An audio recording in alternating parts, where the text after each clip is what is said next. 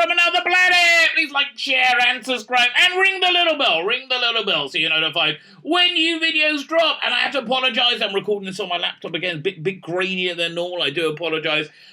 Listen, mate, I've decided this is the thing the good Lord has brought me to. This Passover, I have to buy a new computer.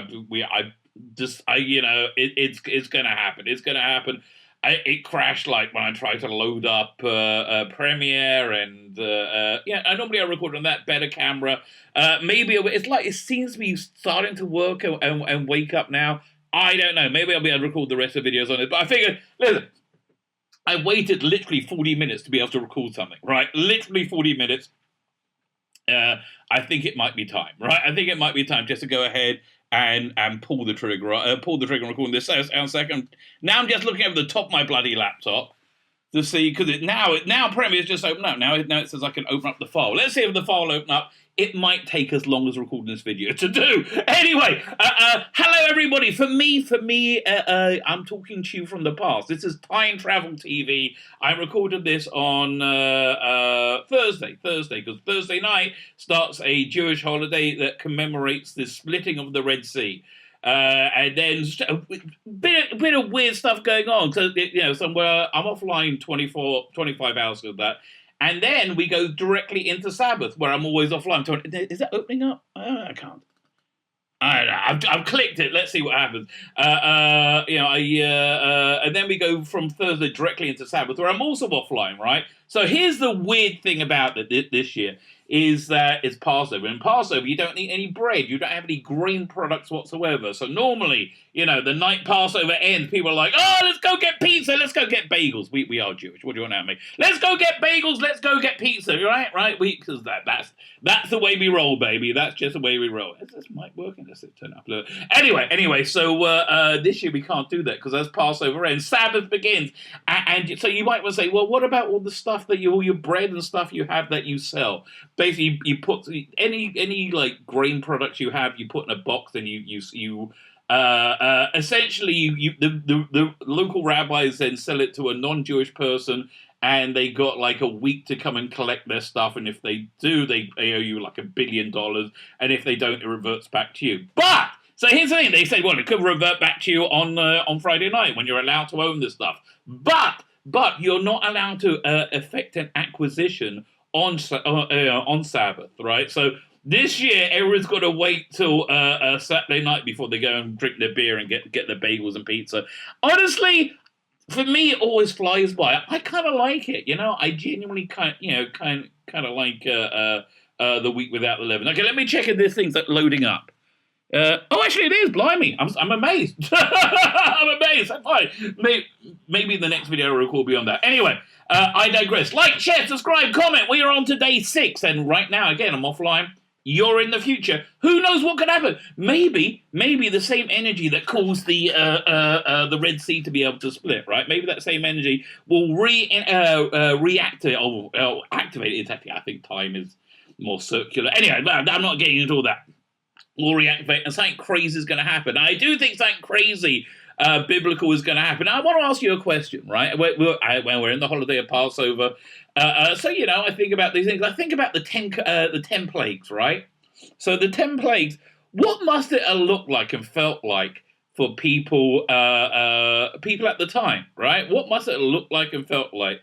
Listen, you have the Israelites that had Moses telling them, "Oh yeah, this is going to this is the redemption." It took about a year to happen, but most people were like, including most of the Israelites, says, "What? You're crazy, mate. You're crazy." 80% of them didn't leave. Didn't leave in the Exodus. So most people. Your average Egyptian, what did they think? What did the world look like? What did it feel like?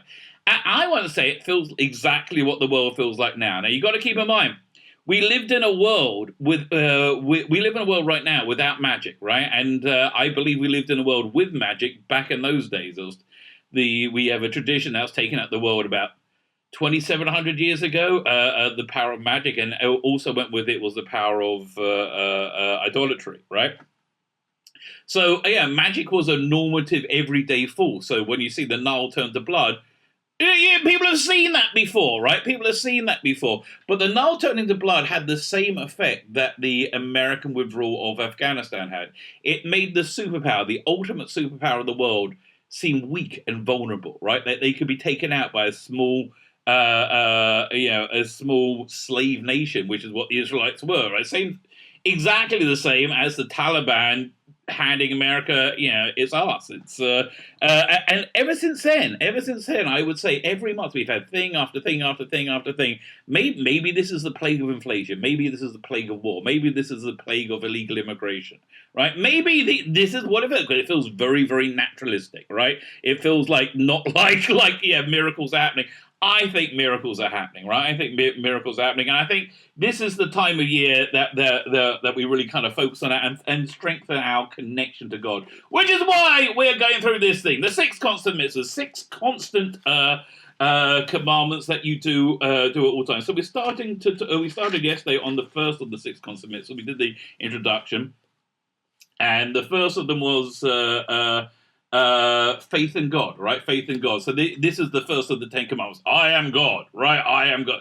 I am the Lord your God that took you out of Egypt. You should have no other God before me. That's the second one. But I am God. That's essentially saying believe in God.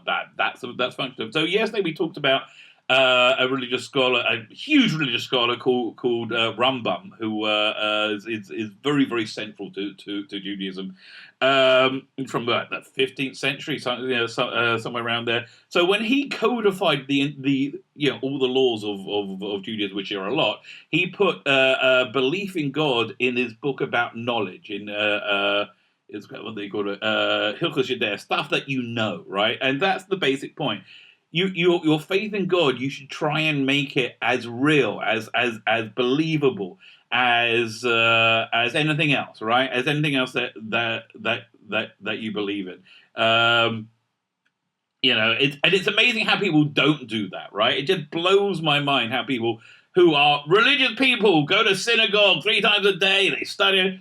They really don't believe God's real, right? They really go. Why? Because they don't work on it. I think it's something that we all need to work on. Anyway, so we're on to we're up to day 6. So we're up to this part over here, and we go on page 60. We start from, we are all philosophers, with the question, are we all philosophers? Well, I guess we all are to a certain extent, right? This takes up to page 63. Okay, fine. So let's start over here. Rambam again. The rabbi called Rambam writes, there is no way to come to a positive proof of God's existence. No, he writes there that the way to go. Okay, there's no way. There is a way. Okay, strike that. Okay, let's edit here.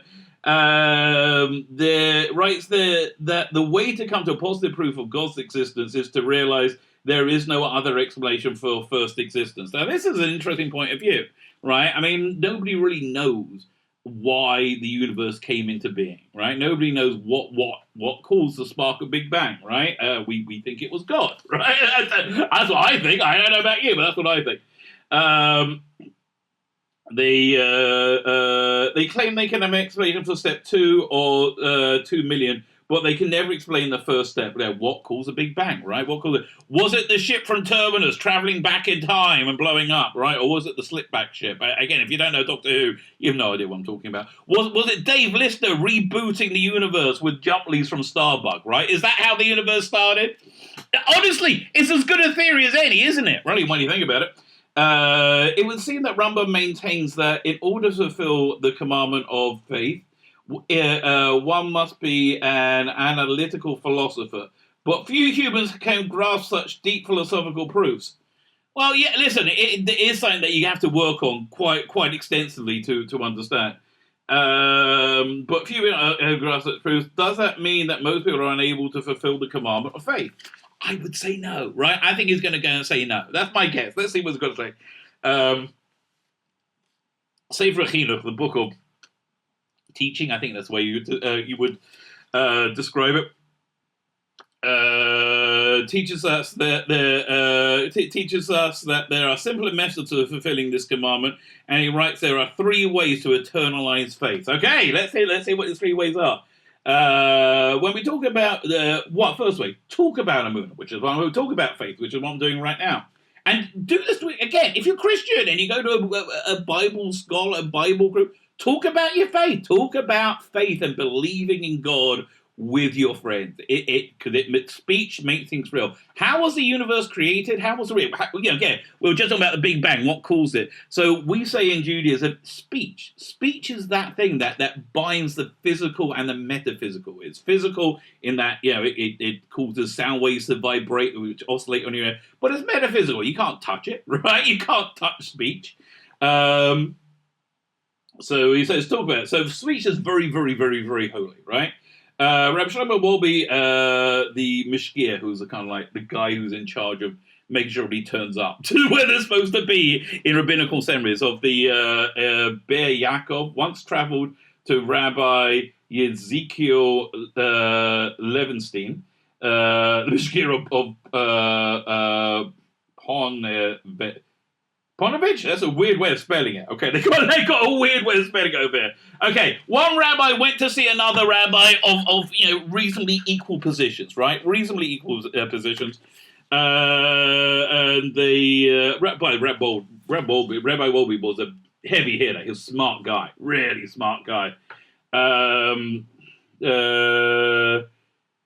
So when they were done, Rav Wolbe turned to leave, but Rav Hatzkel called him back and says, "Tell me, do you know that there is a creator?" Okay, listen, these two huge rabbis. Do you know this basic tenet of Judaism? Are you aware of it? This basic tenet of understanding how to basic religion, right? Do you know there's a creator? So Rav Wolbe was shocked. He assumed there must be some hidden depth to the question. Said, yes, he said after a few moments. Do you really know there's a creator, right? Do you really, really know? And he said, yes, I know there is a creator. Good. Then go back and tell your students that there is a creator. It took a long time for me to understand. He's writing a letter. What Rabbi Chatzkel wanted. 2 weeks after this incident, I finally realized what he meant. There are people who go through their daily lives studying the Bible, going to Bible classes, doing the commandments, living as good people should, right? Without feeling the depth in the heart that there is a creator. Rab Chatzkel was telling, I have no idea how to pronounce it, was telling me that I should be sure to imbue my students with the knowledge and feeling of God's existence. Yeah, I mean, again, as creationists, as Bible-thumping people, we all know God's real, right? We all believe that God's real. But speaking it out, that's something that, and it really helps. I know it sounds stupid, but it really genuinely helps you. That's really the function of life, right? The function of life is God puts us in a world where we are shrouded. We are in mystery. We don't understand. We don't see God in this world. I mean, again, I'm hoping we're going to see some bling, right? I'm hoping we're going to see some religious bling. I would really like that. I would really, really like that. But mostly we don't see God. Again, are we experiencing the 10 plagues right now? It seems like we probably are, right? It seems to me the world's probably similar if you put it in context. But speaking it out is a very good thing. Sacrifice for faith. Okay, I'm not a fan, but let's see what they got to say. We were taught that we act with faith. We not only show that God's existence is real to us, we also strengthen our faith. Each time we make a decision to act in a certain manner because we feel God is watching us, we strengthen our faith in. That is very true. Now, again, I've talked about my computer woes all this week, and I had to bite the bullet of buying a new computer, right? And even then, I'm recording this on my laptop. It doesn't sound like a big deal. For me, it's destroyed my life, right? It's blown up my life completely. It's been really, really heavy, right? And I don't know what God's plan is. I don't know why he did this, but I do know Gamzela Tova, right? Gamzela Tova means this is also for the good. And as I'm saying it, right, I feel better because I believe it, right? I genuinely believe it, and I believe whatever woes we have are for our own good, right? But when you're living through them, it's tough. It's genuinely tough, right? So sacrifice comes on two levels. The greater the sacrifice, the more our faith will grow from it. Yes, that is very true. Why do we fall over? So we can get up again. A great line from my favorite. I think the best Batman movie in terms of it being a movie with a beginning, middle, and end. Batman Begins. Why do we fall over, Mr. Bruce? So we can learn to get up again. Yeah, that's essentially it, right? That's essentially it. The ultimate level of sacrifice is when a person has to give up his life for a moon. I would go even more, right? Look at Abraham. Abraham was prepared to sacrifice his son. Many people have done that throughout time. That doesn't seem like the hugest, well, it seems like a pretty big deal. Many people have done that throughout time, right? Many people have sacrificed. But if he was a prophet, he knew that the God's light was going to come directly through his son, and keep going, go into the Israelites, and then Mount Sinai would happen. And yeah, he knew this was the pivotal moment to change the world. And him killing his son was sacrificing his son was antithetical to everything he believed in, but he would do it anyway. So that's pretty big. Although sacrificing a life out of faith, not bad. That's pretty good. I always like that moment. If you ever seen the Frisco Kid, Gene Wilder and Harrison Ford, if you haven't, freaking awesome. Okay, love it to bits. There's a bit in it where he meets an Indian chief, and I think is that the one where it's either that or Blazing Saddles, where they're speaking Yiddish. He goes, he sees the Indian chief and says, "Oi, a Schwanzer!" And I don't want to use such language, but I'm quoting the movie, okay? And he said when they ask him, he has the Bible, the Torah scroll, the little Bible scroll he's taken with him to like this western town in America from Lithuania. And he said, what is this book? He said, it's something I have faith in. He said, would you die for it? He said, yes, I would, right? Really good scene because you believe it, yeah? Fine.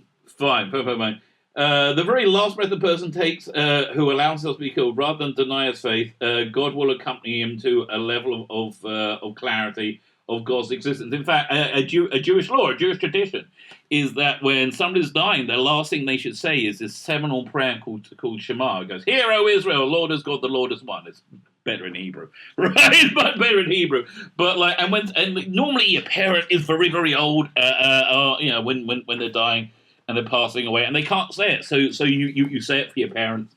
Yeah. It's heavy, man. It's heavy, but yeah, that's our last breath, right? Our absolute last breath. So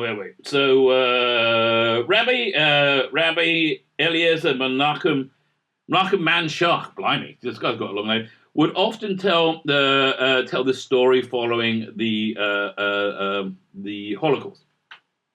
A group of Jews were taken to die in the gas chambers of Auschwitz. Not a good day, okay? Not a good day. As they were waiting in line, they're waiting in line. Really? There's always waiting in line. When you're waiting in line, someone announced, the Jews, today is Simchat Torah. Simchat Torah is a very joyous holiday where we dance a lot. We have to rejoice. And people go, rejoice out your bloody mind, we're about to die. The people surrounding, how can we rejoice, right? We don't have the Bible scroll, the Torah scroll with us, and the naughty natural socialists, who I can't name on YouTube, have taken every vestige of godliness from us. How can we rejoice? That's a very good question. No sooner did they ask the question than they found the answer. We may not have anything to rejoice with, but we have the Creator. It's something that is with you 24/7, right? And the more that you're conscious of it, the happier your life is. Which is why a lot of people deny God. People deny religion. They said, it's just something that you make up so you can cope with life better, right? That's essentially how they describe it.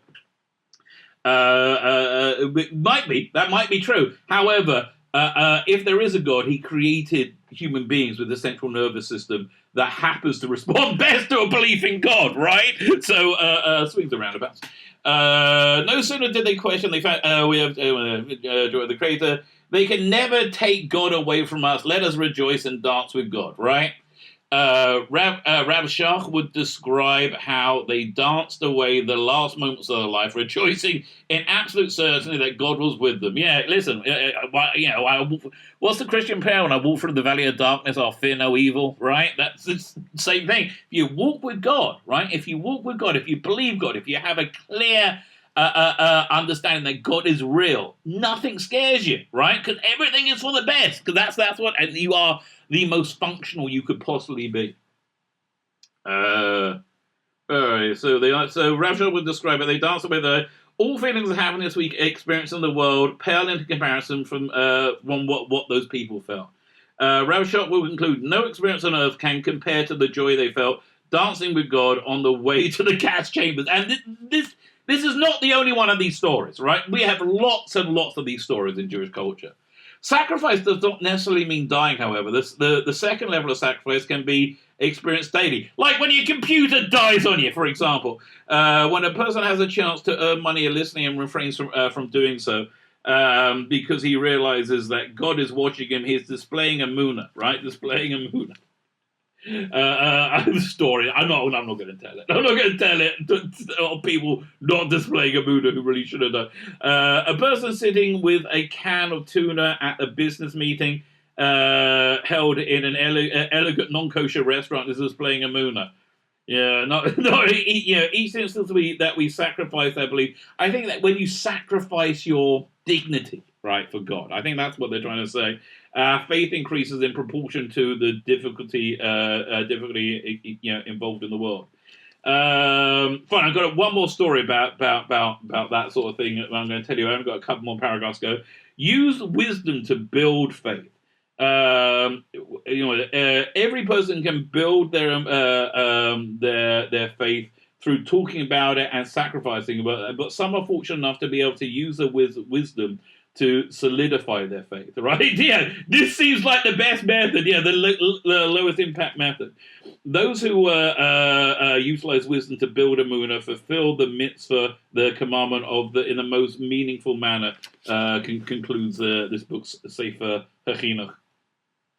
Chinuch does not limit the mitzvah of a munah to those who can appreciate the nuances of philosophy, as Rambam does, but he continues. He agrees that the meaningful fulfillment of the commandment comes through philosophical proof. Well, okay, that's an interesting point of view. Bit dry. I would say a bit dry. Might not be for everyone.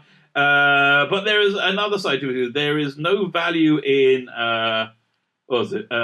simple faith. Faith in God without but is there no value in simple faith that just accepting it without needing philosophical proofs? Good point. So listen, I want to end on the story about somebody having faith through difficult times. So it used to be in 18th century Jews would walk across Europe, on pilgrimages a lot.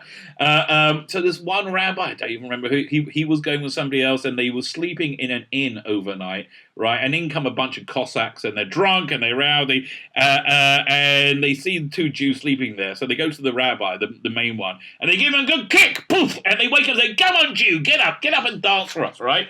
So he's like, I guess I got to do this, otherwise they're going to kill me, right? So he gets up, he dances, and he says, you know what? I dance for Hashem. I dance for Hashem because this is where Hashem, for God, I'm using the Jewish word. I dance for God because this is where God had put me, and this is where I knew the best place for me to be, right? So then he said, fine, after a bit, you can go sleep, Jew. Then about an hour or so later, they woke him again. Dance for us, Jew. Okay, well, so good. Okay, so he did that. I'm like, this is what God wants. Whatever God wants is joyous, right? Is simply joyous. So he danced. So then about an hour later, they didn't sleep. Then about an hour later, they were going to kick him, wake him up, and said, no. So then when he went back, you see, you got to remember all the parts of the story. Then he went back, went to sleep, and the guy he was traveling with said, look, Reb Zusha, or whatever his name is, why don't we swap places, right? Why don't we swap places? And that way, when they kick you, somebody to wake up and dance, I'll do it next time, right? We'll swap places. He'll never, you can get some rest, right? Says, fine, thank you. We'll do that. They swap places, right? They swap places.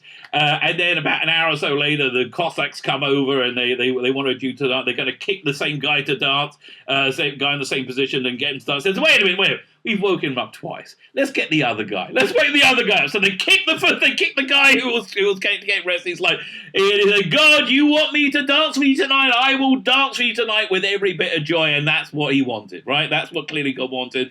And why would God want that? To strengthen this guy's faith, to give this guy bring them up a notch in faith. The drawback with this is going up a notch in faith, the higher you are, the more of a kick in the balls. Or a kick in the balls you're going to need to get there. My name is Tzvi Lebetkin, the rabbi from another planet. Join me tomorrow as we go over the next in our series. I think tomorrow's day 7. Day 7, we finished a full week. Very excited. Join me tomorrow. My name is Tzvi Lebetkin, the rabbi from another planet. Please like, share, and subscribe, and ring the little bell. Ring that little bell so you're notified when new videos drop.